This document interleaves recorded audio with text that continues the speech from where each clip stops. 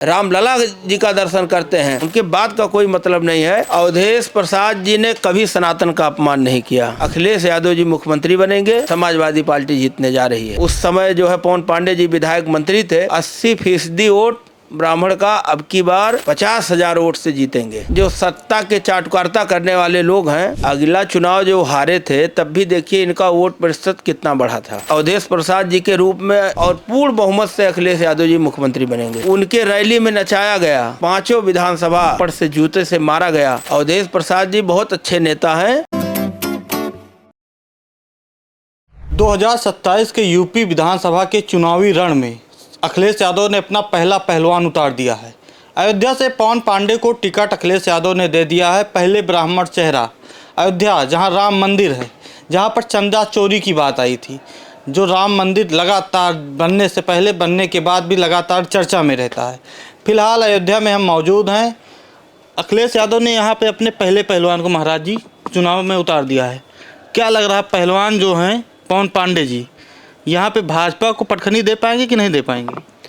बिल्कुल 2012 की तरह अब की बार भी समाजवादी पार्टी के प्रत्याशी पवन पांडे जी 50,000 वोट से जीतेंगे अयोध्या विधानसभा। महाराज जी के बारे में हम आपको बताएं, राष्ट्रीय पहलवान है मनी रामदास जी। अयोध्या हनुमानगढ़ी में हम इस समय बैठे हुए हैं। हनुमानगढ़ी के महंत हैं, संत हैं। तो कैसे जीतेंगे? कैसे हार गए थे 2017 में, 2022 में कैसे हार गए थे?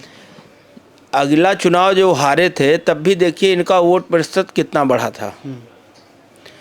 और यह चुनाव जो है ब्राह्मण का वोट पवन पांडे जी को पड़ेगा। 80% वोट ब्राह्मण का अब की बार पवन पांडे जी को पड़ेगा।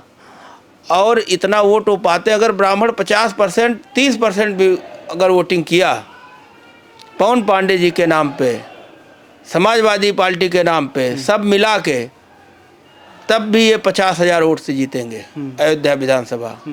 और उन्होंने बहुत काम किया अयोध्या के लिए। अयोध्या में सीवर लाइन जब आदरणीय अखिलेश यादव जी की सरकार थी और उस समय जो है पवन पांडे जी विधायक मंत्री थे, तो इन्होंने गली गली में सीवर लाइन, अंडरग्राउंड लाइट और तमाम काम किए, जगह जगह पे रोड बनवाए। तो उन्होंने शुरू किया काम का, और काम तो जो है ये हमेशा चलने वाली प्रक्रिया है, काम होता ही है। तो अयोध्या के नाम पे तो भाजपा लगभग चुनाव लड़ती है। यूपी में ही नहीं, तमाम जगह देखिए। बंगाल में भी अयोध्या का नाम लेकर योगी जी गए थे, वहाँ स्टार प्रचारक थे। तो अयोध्या तो इतना आसान नहीं रहेगा। हालांकि 2024 में अवधेश प्रसाद चुनाव जीत गए थे, लेकिन एक अकेला अयोध्या विधानसभा नहीं था। उसमें बीकापुर था, रुदौली था, मिल्कीपुर था, दरियाबाद भी था। तो यहाँ क्या होगा, ज़्यादा वोट किसके हैं यहाँ पे? तो जितने विधानसभा थे लोकसभा के अंदर, वो सब समाजवादी पार्टी जीतने जा रही है। या अवधेश प्रसाद जी के रूप में यह घोष था कि आने वाले 2027 में ये सभी विधानसभाओं समाजवादी पार्टी जीतने जा रही है। ये आप देखिएगा 27 में अखिलेश यादव जी मुख्यमंत्री बनेंगे उत्तर प्रदेश के। और अयोध्या से लेके अयोध्या 5 विधानसभा, इधर बस्ती देखिए 4 विधानसभा आज के डेट में भी है। इस चारों तरफ आप देखिएगा समाजवादी पार्टी की सीटें निकलेंगी और पूर्ण बहुमत से अखिलेश यादव जी मुख्यमंत्री बनेंगे। लगातार सनातन धर्म का अपमान करने का आरोप लगता है अवधेश प्रसाद को। यही अयोध्या में जो साधु संत थे, आपके समाज वाले जो साधु संत थे, उन्होंने जूते से उनका विरोध किया, पुतले पर जूता मारा था अवधेश प्रसाद की। उसको कैसे देखते हैं कि सनातन का अपमान अवधेश प्रसाद ने संसद में करवाया? अवधेश प्रसाद जी ने कभी सनातन का अपमान नहीं किया। और ये लोग जो है, इनका सनातन तब कहाँ था जब भगवान राम को उंगली पकड़कर चलाया गया। जब श्री हनुमान जी महाराज को नितिन नवीन जो देश के अध्यक्ष हैं भाजपा के, उनके रैली में नचाया गया और एक ब्राह्मण साधु को मंच पर ये राम मंदिर के मामले में थप्पड़ से, जूते से मारा गया, तब कहाँ सनातन था? तब नहीं जगा सनातन। ये एक नाटक प्रस्तुत कर रहे थे, उसको लेकर जो सत्ता के चाटुकारिता करने वाले लोग हैं उन लोगों ने विरोध किया।